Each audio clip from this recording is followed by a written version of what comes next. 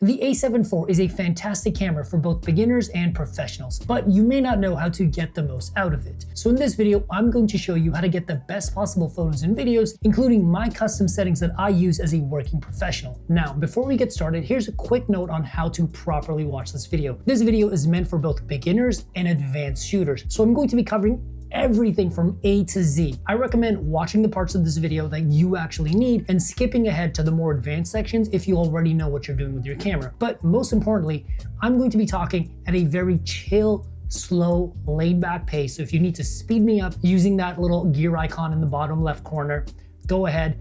If not, enjoy the video at however you want, but I do recommend having your camera in your hand and a snack to go along with it, guilt-free. All right, friends, so let's dive right in. The first thing you want to know is where the battery goes. So if you flip your camera over, right down here, you'll see a little compartment.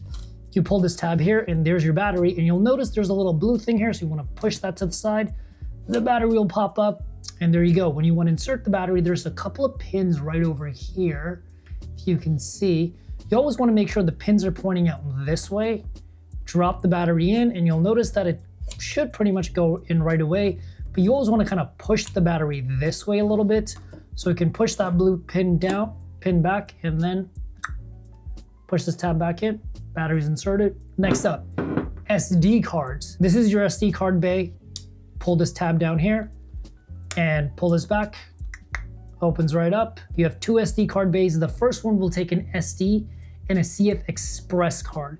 CF Express is a very expensive type of card, but it will give you faster buffer speed in the sense that it can take photos, write all the photos to the card, and be ready to shoot again a lot faster than a standard SD card. If you are getting an SD card for this camera, make sure it's at least a V90 card. The second slot has only the availability to do SD cards. So what I do recommend doing is setting up your camera so it records photos to the SD card, video to the first card, or however you want to do it. And I'll show you guys how to set that up later on. And this next bit might be a bit basic, but I'm trying to look out for the homies. When you're putting an SD card, you want to make sure the silver contacts or the gold contacts are aimed towards the back of the camera. You want to put it in, push down, and push again, and you can take the SD card out. And when putting in a CF Express card, you want to make sure the contact points are facing out of the camera, towards the front of the camera. You basically want to put it in, push down, and it's in, push it again, comes out, and now you know. Now let's look at the main body of the camera. First up, we have the on and off switch. Pretty self-explanatory, and honestly, if you can't figure that out, got other issues going on. But then this button right here with the red circle on it, this is specifically for recording video. And you might be wondering, how do I do photos? Well, on this on and off button, there's another button right here that will take photos. You can hear the shutter right there, but this is your photo capture button, and this is your video capture button. All of these buttons can pretty much be 100% customized. So I'm gonna show you guys how to customize all these buttons later on, but this is what they do right out of the box. And over here, you have your mode dial with a bunch of funny symbols on them. So if you turn it all the way to this green dial over here, that's auto. That's where the camera's gonna do 100% of the work. Above that is program auto, aperture auto, and shutter auto. When you have it on the S symbol, this is where you control the shutter speed. If you don't know what that is, I'll explain it later on, but this is where you control the shutter speed, and everything else is done for you. And A is where you control the aperture, and everything else is done for you. And P is where you control, it's known as program auto, but for simplicity's sake, let's call it auto ISO. But P is where you control the ISO, and everything else is done for you. And you'll also notice that there's a 1, 2, and 3. Basically, this is where you can set up custom profiles for yourself. So if you want, 1 can be for the right settings for headshots. 2 could be the right settings for sports. 3 could be the right settings for low lights or whatever else you shoot. But basically, these are your custom profiles. So whatever you go to this setting, it's gonna be on those exact settings you need. Now, underneath this mode dial is actually another dial down here that's going to allow you to switch between photo, video, and slow motion. I'll show you guys the best settings for that later on. But in order to change it, there's a little knob right here at the front. Gotta push down this button and then you can move it around, because without it, it's actually locked and you can't move it. So something to note. And right here on the front is your aperture dial. But again, this is customizable. On the back here is your shutter dial.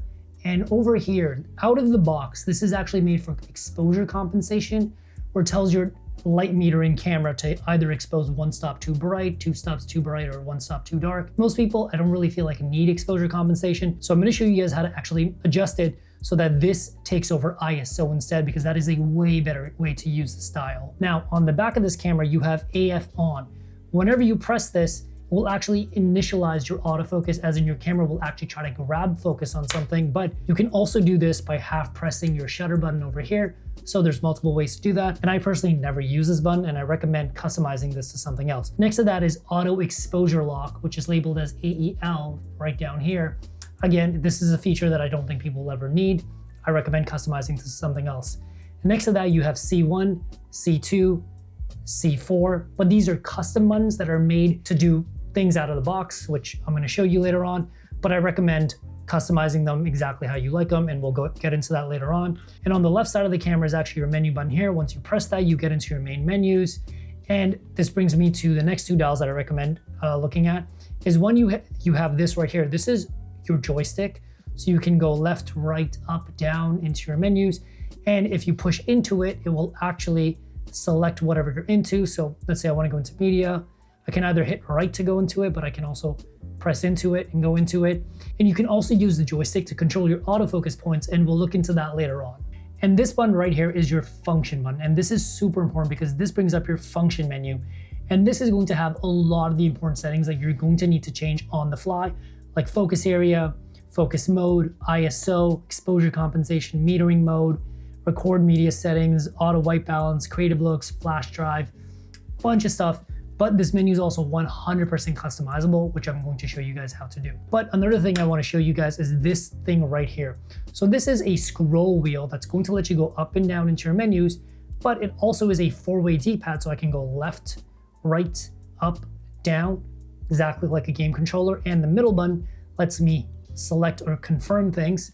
So it's kind of like this little joystick right here, but the same functionality in this. And while I'm here, I also want to explain what all of the dials on this four-way pad do. So if you hit up on the four-way pad, you will actually change the amount of information that's displayed on screen. So you can have your actual screen that shows everything you're shooting. Sorry for my messy studio. With all the important information on the left and right. You can hit up and just get a clear setting. You can just see your histogram here, or just your level. And then this is kind of how I like to shoot if I'm shooting photos. All of the stuff, all my major settings right here, and I just use the viewfinder back here to see my photos through. You can basically cycle through your display. If you hit left, you'll get into drive modes. And drive modes is really interesting, and I'm quickly going to explain what drive mode does as well. Drive mode is going to basically dictate how fast you're going to take photos. So the first one is single shooting. It takes one photo, pretty self-explanatory. Next one is the actual drive mode. And here you'll have a bunch of options: low, high, mid, low. And this is going to give you different frame rates at different speeds. So you can shoot as fast as 10 frames per second, 3 frames per second. And you actually want to pick the right frame rate for yourself. To be honest, like, you don't want to be shooting more photos than you need. Let me just give you guys a quick demonstration. I'm in high, so it's going to shoot super fast. But let me change this to low and much slower. So it really just depends on what you need. Now, if you hit right, you'll actually get into ISO, and you can use the scroll wheel to go through your different ISO.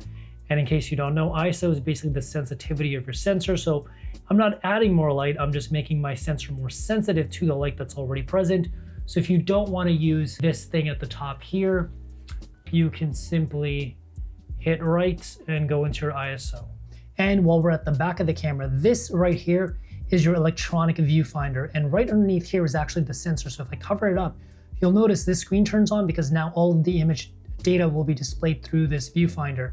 If I let go, it's on here. You can actually customize it to always be off. It won't really save you battery or anything, but if you're a video shooter that's never going to use this, you might as well have it always off.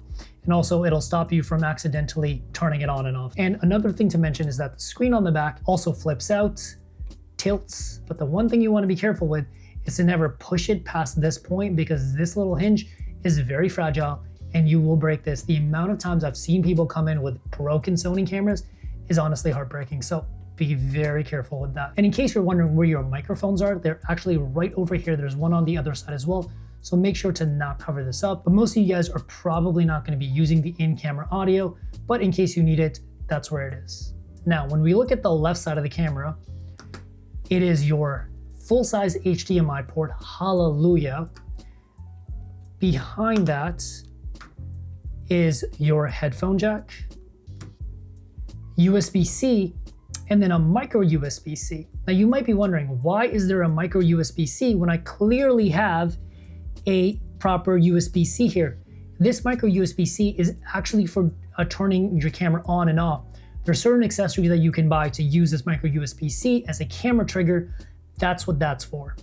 And right here at the very top is your headphone jack. You want to make sure to not confuse these two, because if you plug your microphone into your headphone jack or vice versa, they're not going to work. And technically the micro USB-C is called a multi-input. Now, to actually customize these buttons yourself, you want to hit menu, and with this you'll end up in the land of confusing menus. But basically you want to look at these icons on the left, and these are your major menus.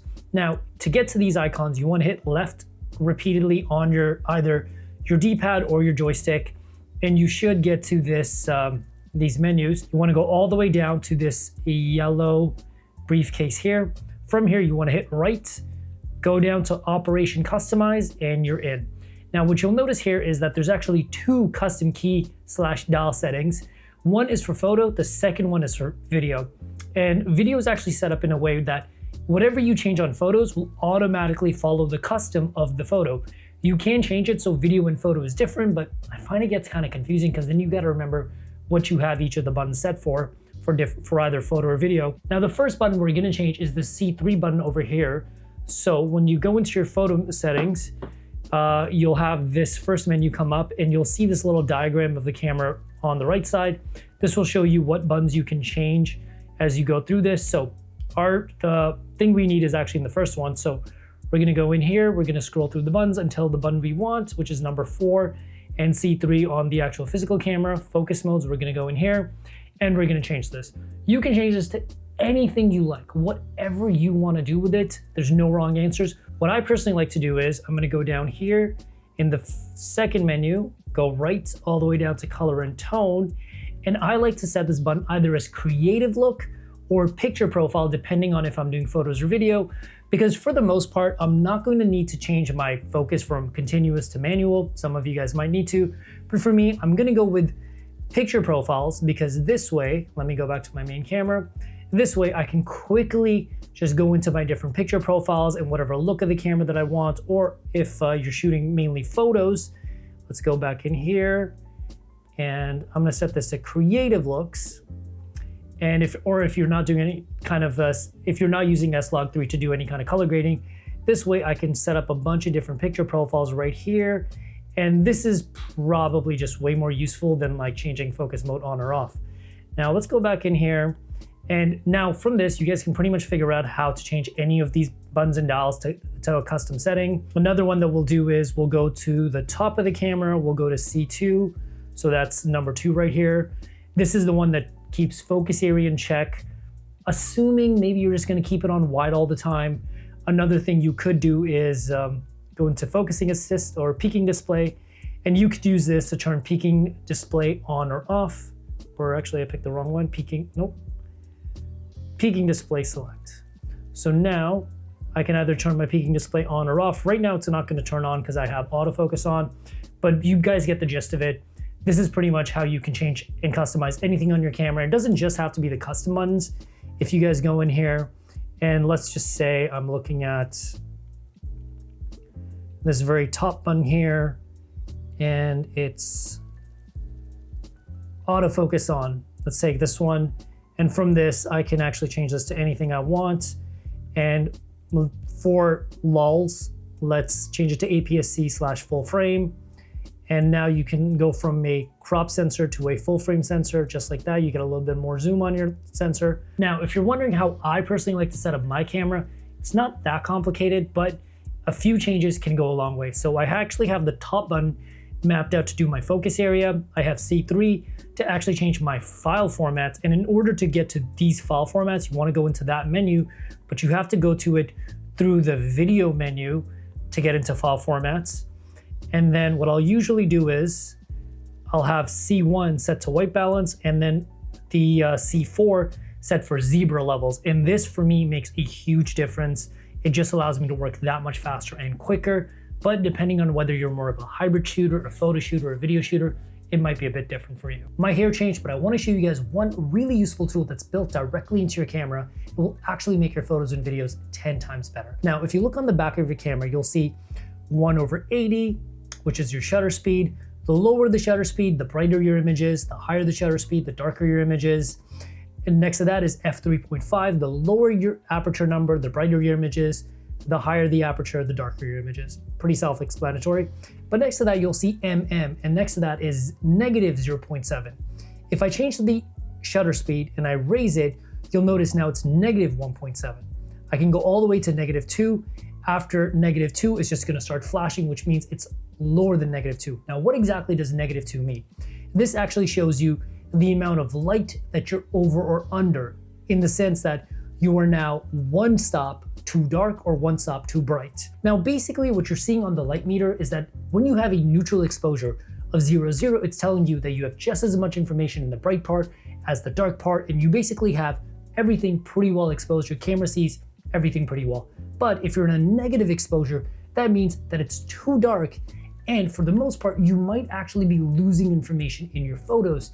And for digital photography, your camera sensor actually sees way more than your eye can see. So it's better to make it a little bit too bright and then bring that information down in editing than to have it too dark and not have any information to work with. It's a really useful tip, and I think it will make most people's photos and videos a whole lot better. Now, one really important change that everybody should make when they're customizing their camera is you want to go down to the very last menu, and down here, go down to number 3. And right now it's set to exposure compensation, which is basically going to make your image darker or brighter based on the light meter, and usually uses ISO to do that. But from here, you want to go to exposure, go right, down to ISO. In case you're lost, it's the first menu, first page, down to ISO, click into that. And now when you turn this knob, it's going to change your ISO directly. And this is so much more convenient than how this camera set up out of the box. So right here, when I change the front dial, it's aperture, back dial is shutter, and this dial is ISO. Wow, my image looks terrible right now. But point being, this is a way better way of working with this camera, and it's way more efficient. And on top of that, one thing I love is, like, let's say I've got my ISO set to 8,000 and I do not want that accidentally changed. Click into that button, now it's locked, working like a professional. And just like that, you can customize pretty much any button on your camera and set this camera up the way you want it. You can basically follow this process for any button you want to change and simply go through the menus, find the setting you want, and voila. But the next thing you want to consider customizing is your FN menu. So for this, you want to hit FN, your menu comes up, and this is going to have a lot of really useful settings for you that honestly is probably going to be fine for most people. But personally, like, depending on how you like to shoot, I can already think of a million ways this could be better. So what we're going to do is we're going to hit menu. We're going to go down to, we're basically going to stay in the same menu that we were before and go down to FN menu settings, click into that. And now you've got 2 menus for photo or video. And basically what you do is, let's just pick ISO because I'm never going to need to go into this menu for ISO. You hit that and you can basically go through any of your menus here and just find the thing that you want to change. Another really useful thing that I actually like to do is, one setting that I'm probably never going to use is peaking once I'm on video, because I have it mapped to a button usually. So for this, I'm going to go in here, I'm going to go to image quality, file format, and now when I'm in my FN menu, I can choose if I want to shoot in 4K, HD, and it's just like a super fast way of changing my settings, because otherwise I would have to go into menu, go all the way into here, and then I'm like, okay, image quality, file format in here, and just like, it's extra steps versus I'm on set and I'm like, boom, boom, shoo-ba-doo-doo-bop, boom. It's like these little things that will save you time in the aggregate of a long shooting day. But if you're not a professional, you may not need any of this and you'll be just fine because this camera's amazing. And like I said, this camera's super customizable. So You can even customize your menus and make a specific menu for your shooting needs. So for this, you want to go into your menu, and on the tabs in the left, you want to go all the way to the top to the star. Now here you'll see My Menu Settings. You want to go to Add Item, and from here, you can pretty much add anything from the menu. Let's just go with this one, just for the sake of time. And over here, you'll see 6 My Menus. Now, each of these will be a different menu. So you want to go to My Menu 1, and then add to this location, click into that, and it's going to be added. So now when I go back, or if I just go back into my menu, and you'll see My Menu 1 has this setting. So now if I wanted My Menu Settings again, add item, and add a second one, let's go with aspect ratio. Now it's gonna ask me which menu I wanna go into. Let's go into My Menu 3, add to this location, and then now if I go back, you'll see that I've got My Menu 1 with this, My Menu 3 with this, and then if you want, you can basically keep adding items to each of these menus and set up different pages for yourself. So let's go to Add Item, and let's go with File Format, and I'm gonna add this back to My Menu 1, add to this location. And what you'll see is that now has, My Menu 1 now has those 2 settings, My Menu 3 now just has that 1 setting, and if you ever want to, you can sort your items, delete an entire page, delete everything. You know, if you're feeling crazy, you just want to burn it all down. And one thing I want to show you guys is if you go to Sort Items, you can actually rearrange this stuff and put it into another menu if you want. So if you're ever just like, man, this menu isn't working, don't delete it, just sort the items. And another really useful setting I want to show you guys, and this is mainly for the video shooters out there, but let's go back into the same menu, and down here you'll see Record with Shutter. Turn this on, and what you'll actually see is, now instead of having to use this red button with the red circle on it, which is sometimes hard to find with just your fingers, and using like the your mental map of the camera, you can simply hit this and it will start recording. Hit it again, it will stop recording, and this button is way easier for my fingers to find with my mind than having to search for this button. Hopefully that makes sense. And again, it's one of those things that's just going to save you time in the aggregate. Now, let's talk about my favorite way to customize your camera. It's super simple, and everybody who's spent the money on this camera should be doing this. It is literally like throwing money away. If you paid for such a nice camera, you should be using this. So up here on the mode dial, you've got the 1, 2, 3. These are your 3 custom profiles. So the way to do this is you basically want to set up your camera in whatever format you want. Let's go over 1/30, f8, ISO 5000, just for the lulz, 6400 actually. And now from here, you want to go into your main menus, go into your first menu, click right, go into shooting mode. And then from here, you want to go into camera set memory. And then you want to pick one of these profiles. So let's pick camera profile 1. Cool. And then also let's pick camera profile 3. Cool. So now when I go to my first camera profile, you'll notice it's the same one, but when I go to my second one, it has changed. First one, it's the same. Second one, it's changed. Third one, it's the same. So basically, this way you can set up profile number 1 to be what you want for like fast sports, second one for like low light, third one for headshots. And I doubt that you'll be shooting low light sports and headshots at the same time, but it gives you a lot more flexibility over how fast you can work with your camera. So if you're out there shooting a sports game and you know you want these settings for this and you want these settings for this, you just quickly cycle between them. And it doesn't just have to be your shutter speed, ISO, and aperture. It can also be the other things like your video format, your frame rate, your bit depth, all the other stuff, your focus modes, like basically all the major settings that you could possibly want carried over will get carried over. So you could have one thing for like wide autofocus and you could have one for like center autofocus. It's literally whatever you want to do, but the tools are here for you to really work like a professional. Next up, let's talk about the general setup. These are things that you want to change on your camera. There's sometimes one-time changes or things that you should know about changing on your camera depending on the situation. So the most important thing, and this is going to make your life so much easier when it comes to actually dumping your photos and editing your photos, is this. So in order to do this, you want to go into menu and you want to go into your first menu, go to image quality.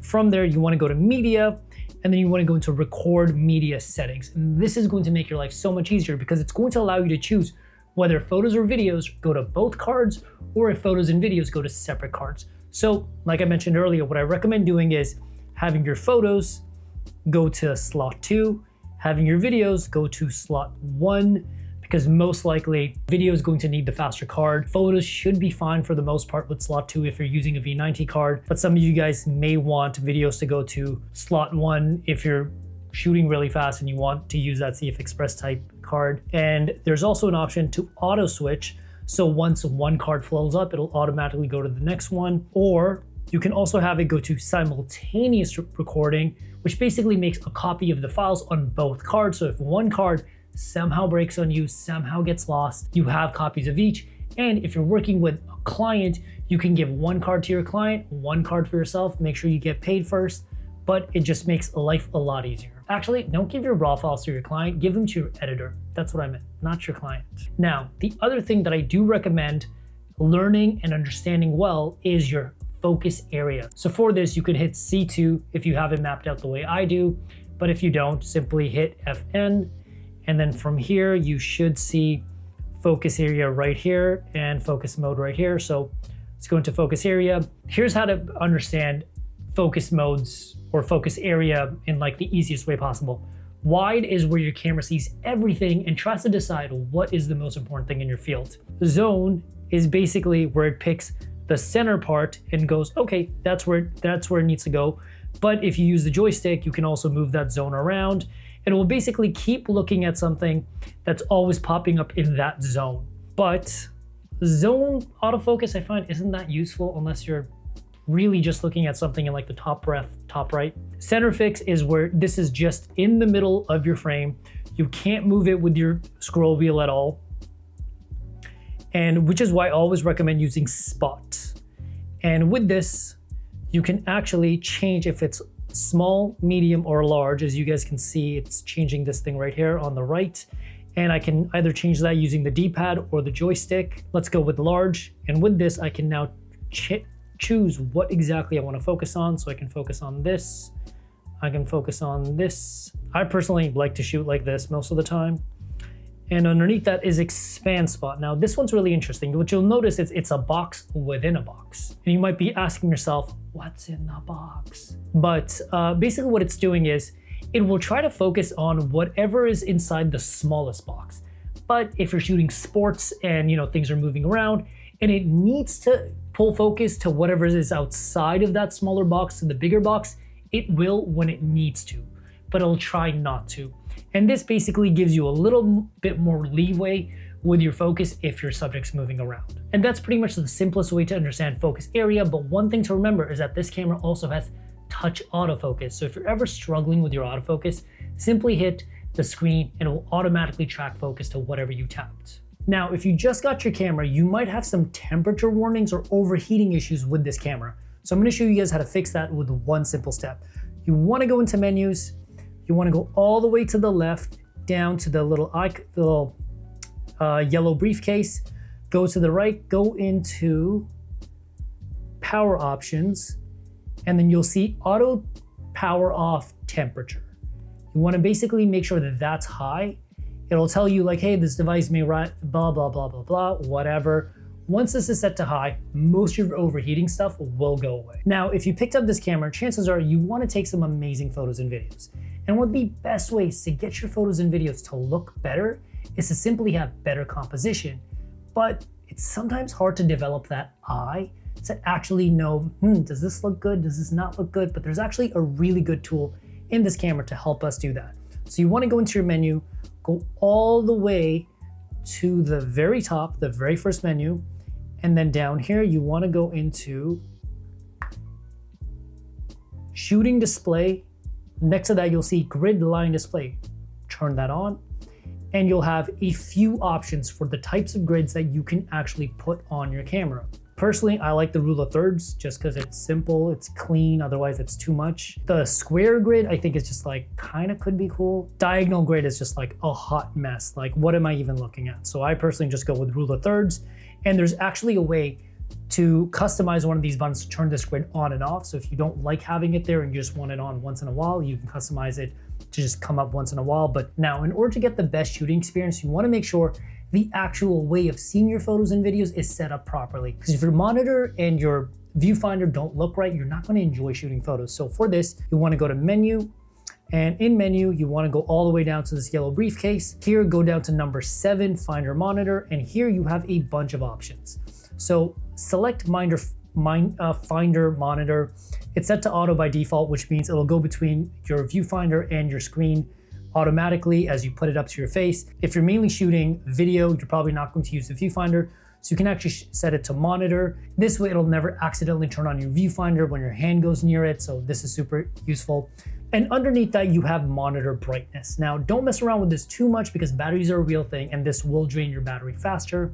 But underneath brightness setup, you also have a sunny weather setting that you can use where it automatically goes into the brightest, most intense mode for outdoor conditions. But what I actually want to recommend to you guys is if you're using some sort of external monitor for video shooting, or if you just simply don't need that bright of a screen, or if you're using your viewfinder a lot, I actually recommend turning this setting down a little bit to like even -2, because this way you're going to use up less of your battery. And if you're a photographer that's mainly using the viewfinder, you probably don't need that screen on the back to be brighter. And especially if you just got this camera and you only have one battery, this is a useful setting. And I know a lot of you guys probably thought I was going to say something crazy like crank up your brightness, but no, we're responsible on this channel. Now, one thing that video shooters should 100% change is go down to Finder Monitor, which should be in the suitcase number 7. Go underneath it and you'll see display options. Click right here and you'll see Gamma Display Assist. Make sure this is turned on. You'll kind of understand this better later on, but if you're going to be shooting any kind of log profile like S-Log2, S-Log3, you basically want to have this turned on so that when you're shooting in S-Log3, you still see the Rec 709 colors. And underneath Gamma Display, you want to go to Gamma Display Assist type, and you basically want to make sure you pick whatever you're choosing or whatever you're going to be shooting on. For the most part, you can leave it on auto, but if you're fancy with your color grading and you want to see a different display, you can get into this, but for the most part, auto should be fine. And you guys will see this setting in action when we get to the video section. Next up, let's talk about how to get the best possible settings from your Sony A7 IV. And I'm going to show you the settings that I personally use, but one thing to keep in mind is that I'm going to be giving you different settings based on if you're a more serious professional shooter versus a more casual beginner shooter. So keep that in mind and make sure to watch it all the way through so you have the right settings for you. First up, let's talk about photos. You want to do 2 specific things. You want to make sure your mode dial is set to M for manual. You also want to make sure you look at the dial underneath the mode dial and make sure your camera is set to photo mode. Otherwise, you won't have access to the right settings and it's just going to be a confusing tutorial. So make sure those 2 things are set up right. Next up, let's pop open our menu, go to the very first tab on the very left, click left if you need to get to those tabs. Go to the very first tab, which is the red one, and let's go over to image quality. Now, the first option you'll have is JPEG versus HEIF. Now, for most people, I recommend just doing JPEG if you're a casual shooter that's not going to edit your photos, and this is just like for fun. But if you're someone that does want to edit your photos without dealing with raw files, HEIF is a good alternative because it's going to have 4:2 color, which basically means it has a lot more color information versus a standard JPEG, which also does not have the same latitude information in terms of like how much information actually stores in the brights and darks parts of your image. That might sound a bit complicated, but talking too fast. Point being, HEIF is a nice compromise between RAW and JPEG. However, there can sometimes be issues with how certain editing programs read HEIF, and you can get issues with highlights specifically and how sometimes colors can end up looking funky. So unless you know you have a proper HEIF workflow set up for you, JPEG is probably best for most casual users.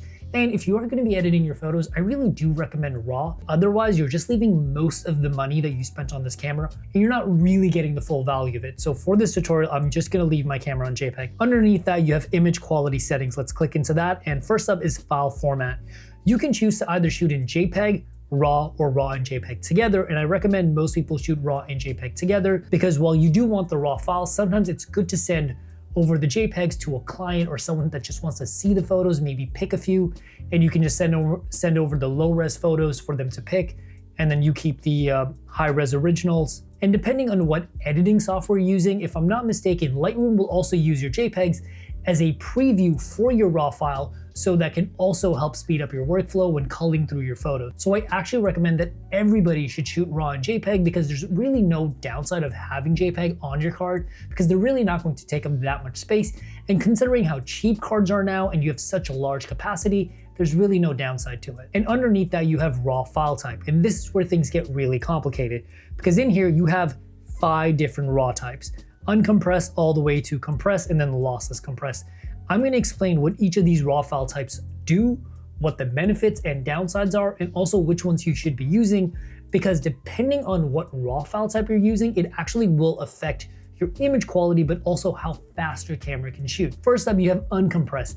This is where your camera is going to keep all of the data that it shoots, does not throw anything away, and it's going to give you the highest fidelity photos. But it will have pretty large file sizes at 17 megabits per second, where compressed RAW is actually 35 megabytes per photo. So it depends on if you're trying to save size, but I don't really think data management is that big of an issue anymore. So there really is no downside to shooting uncompressed from a data management perspective. However, when shooting uncompressed RAW, I'll show you guys something. You can only shoot at 6 frames per second, which is kind of slow, versus if I go to compressed RAW, way faster at 10 frames per second. However, there is still a reason to shoot uncompressed versus compressed RAW. Uncompressed RAW, you can actually shoot in 14-bit RAW, which is the highest quality you can get from this camera. There is 16-bit RAW, but that's usually in $10,000 cameras. So if you're doing something professional, super serious, high-end, where you really want the most flexibility when it comes to editing your photos, uncompressed RAW is the way to go, but it's only something that professionals should be using. Otherwise, you should be shooting in compressed RAW, where compressed RAW is going to give you 10 frames per second, which is almost double the speed.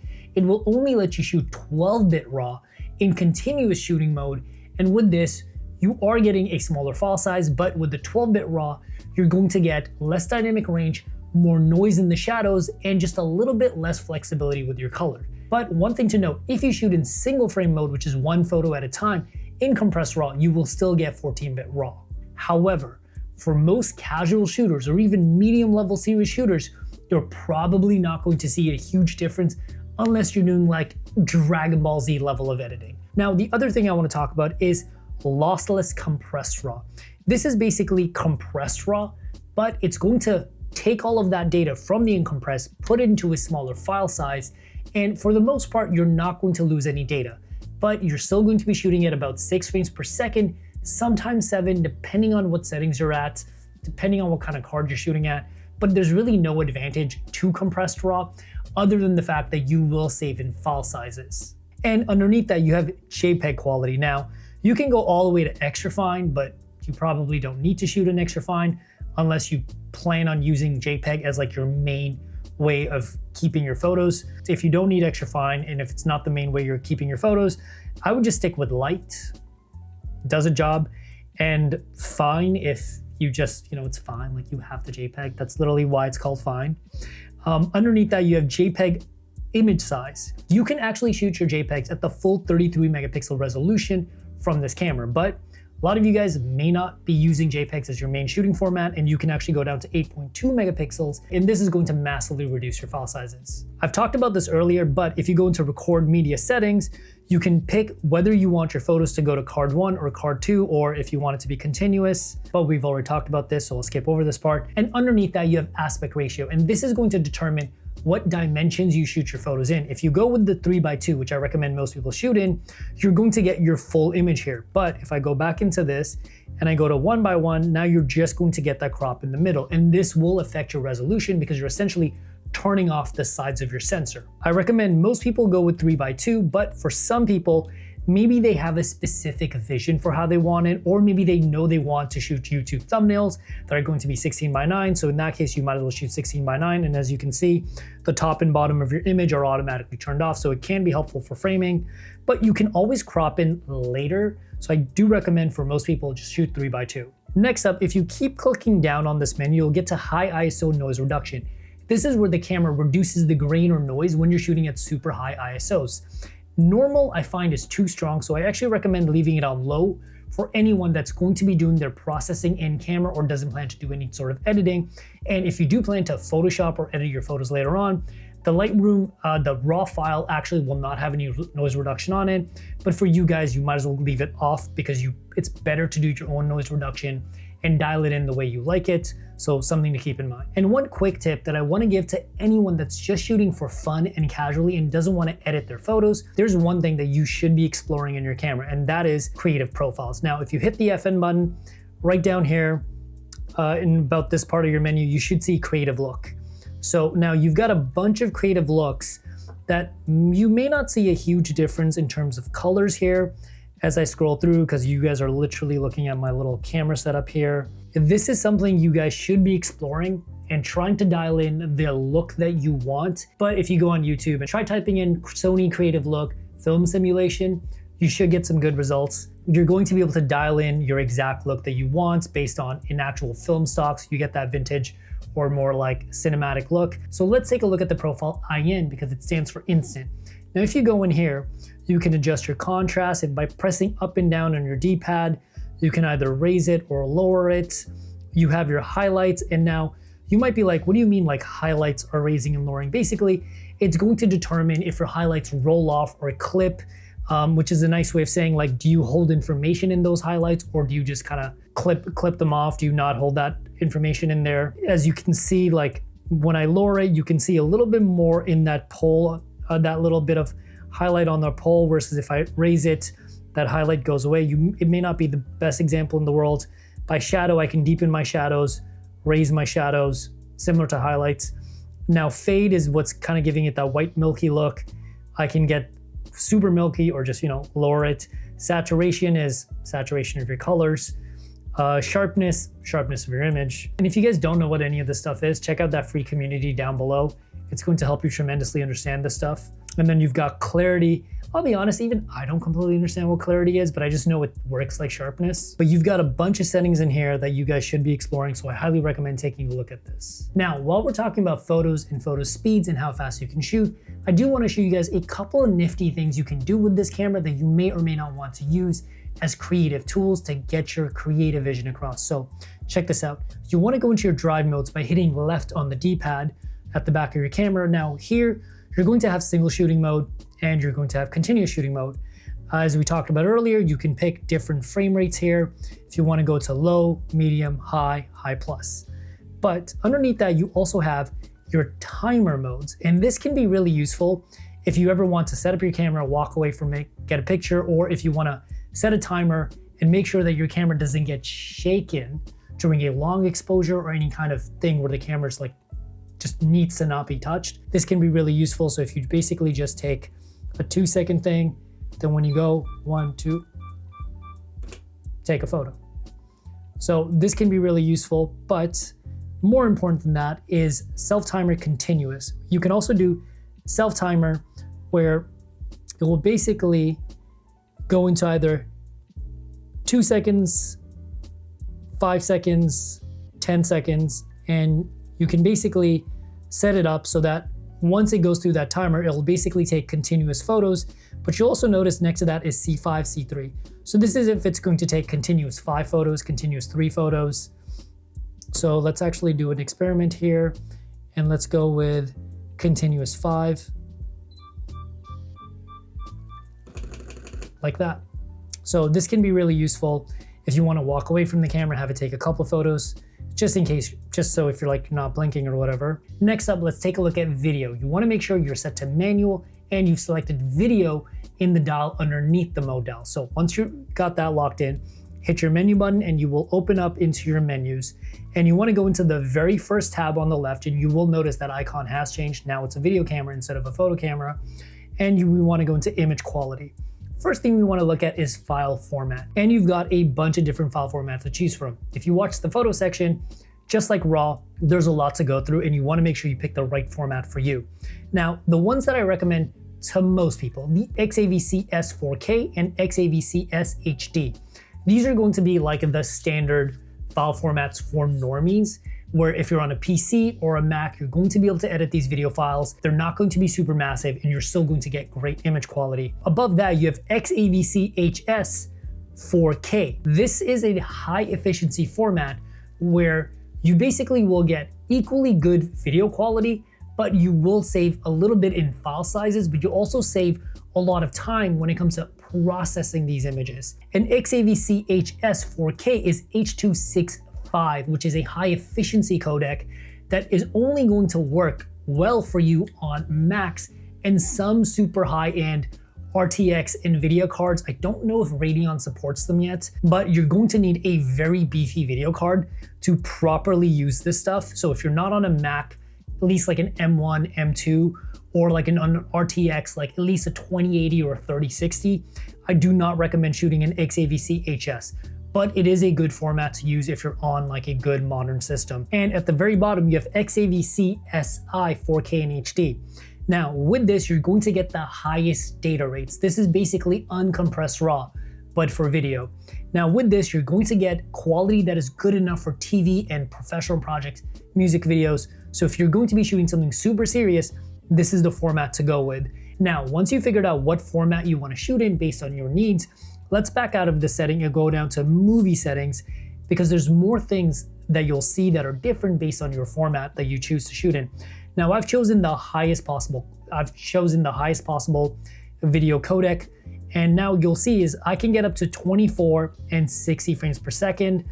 And with this, if I'm shooting at 60 frames per second, at the very bottom, I'm getting 600 megabits per second in 422 10-bit color. And if I choose 24 megabits per second, I'm getting at least 240 megabits per second in 422 10-bit color. But if I back out and go back to XAVC S4K down here, and I choose 24 frames per second, I have a bunch of different video bit rates that I can choose from: 60 to 100 in 8-bit color in 420 and 422 color. So there's a bunch of other stuff to play around with. For most people, I do recommend just shooting in 100 megabits per second, 422 10-bit. This is going to give you the best quality, and if you're going to buy an expensive camera like this, you naturally want to be shooting in the best quality. And if I go to 60 frames per second, I'm going to get 200 megabits per second. So it's a pretty big difference in terms of megabit rates from XAVC SI, which is 600, and this is 200. So you guys can kind of see you're getting a lot more data. These files are going to be a lot smaller, but with more data, you have more flexibility when it comes to color grading your video and so forth. Now, some of you guys might be wondering, what frame rate should I be shooting in? 24 is what is the standard for movies or cinematic content, because it's the lowest frame rate you need to get smooth motion in your video and actually have sound sync up and not look off when you do any kind of sound recording. So 24 is what most people use. This is known as real-time frame rate. 30 frames per second is what phone screens, laptops, and this is the frame rate you see most TV programs shot in, unless it's like House of Cards or like House of Dragons or some other kind of house. Basically, this is more of like a TV format. And for someone that's mainly creating for social media, this is probably the format you want to use. If you're not trying to be cinematic and you're just on social media doing content creation, 30 frames per second is what you want to go with.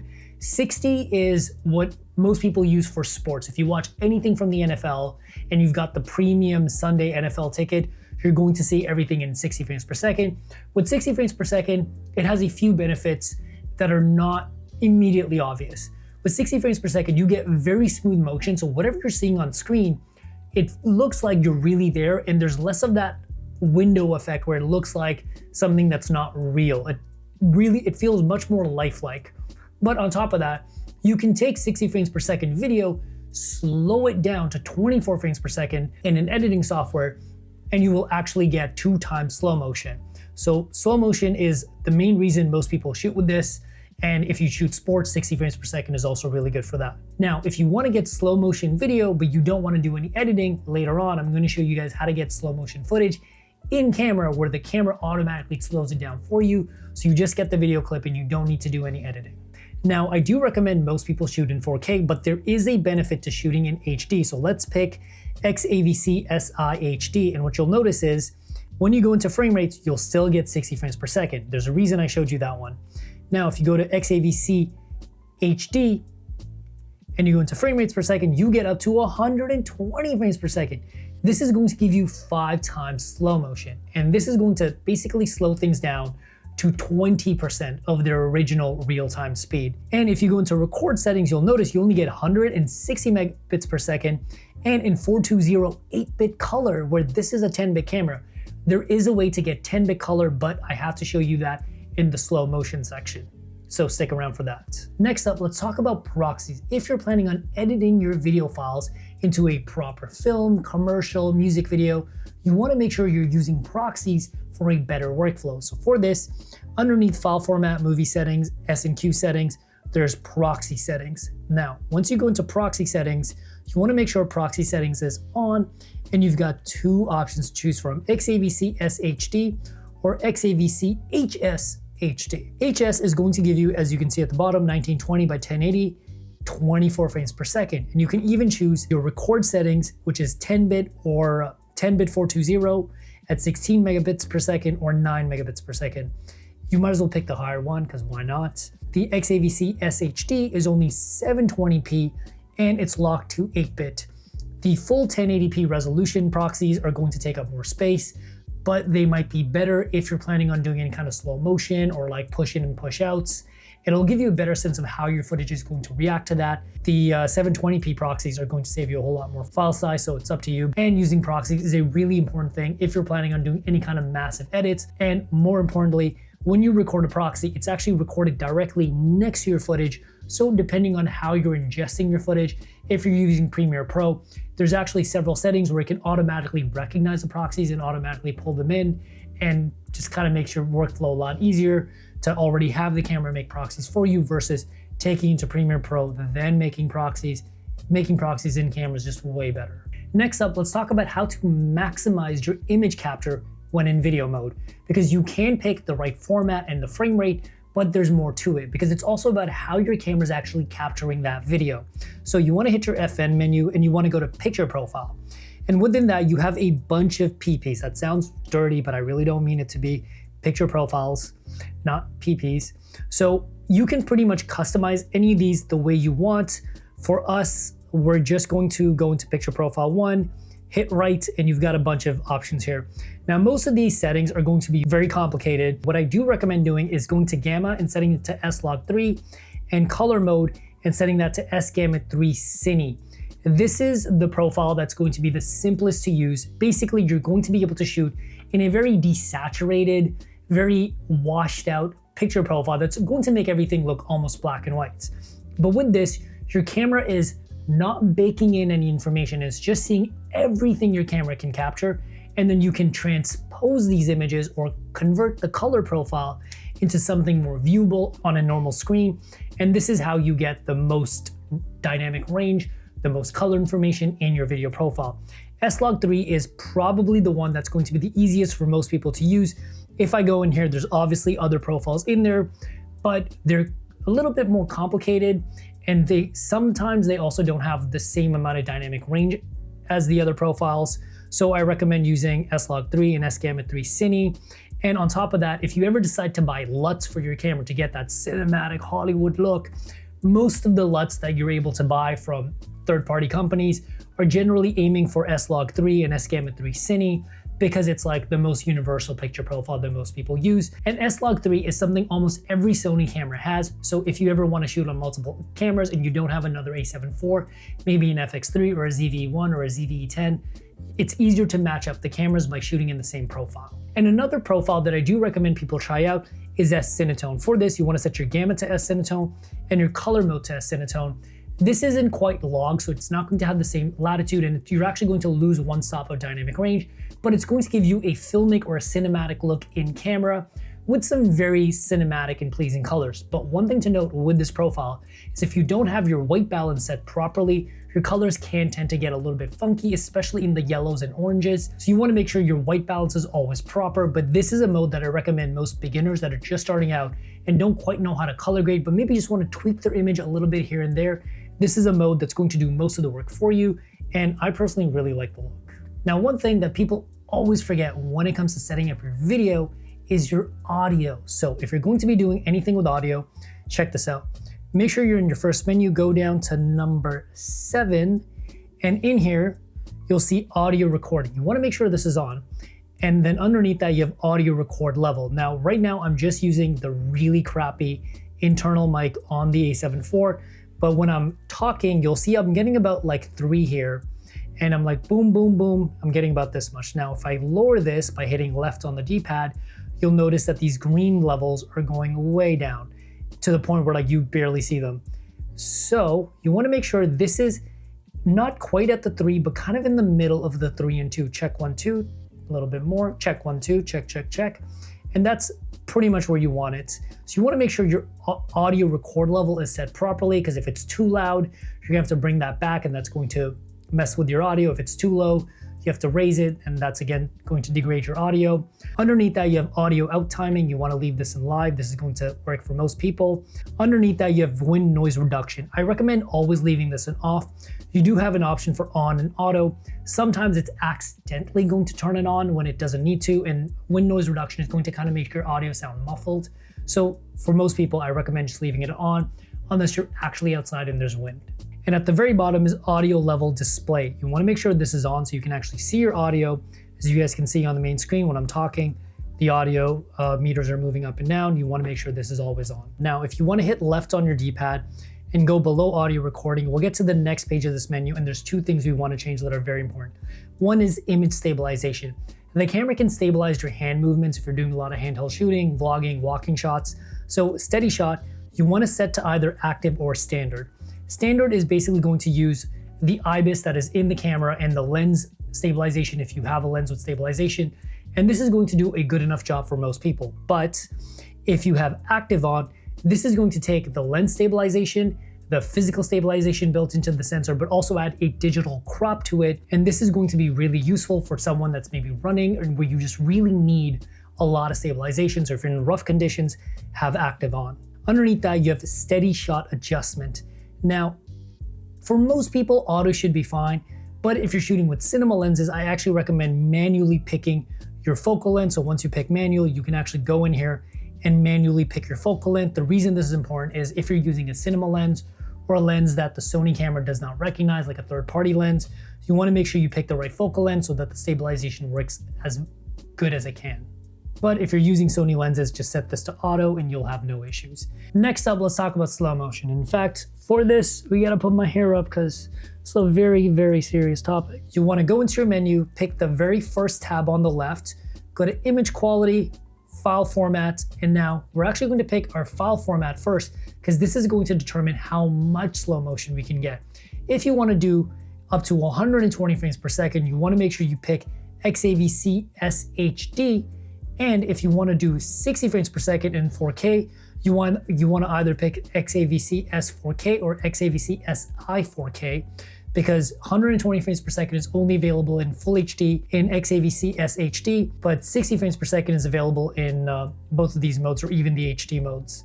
So for this, let's pick XAVC SHD, got that 120 frames per second going, go underneath to S&Q settings, which is right underneath movie settings, and you have a couple of different options here. So first up, we want to make sure we go down to record setting and we pick 10-bit 4220 color. This way, you're going to actually get that 10-bit 422 color, which is not possible to get when you're outside of slow motion mode in 120 frames per second. So you want to make sure you pick that. Then go to record frame rate.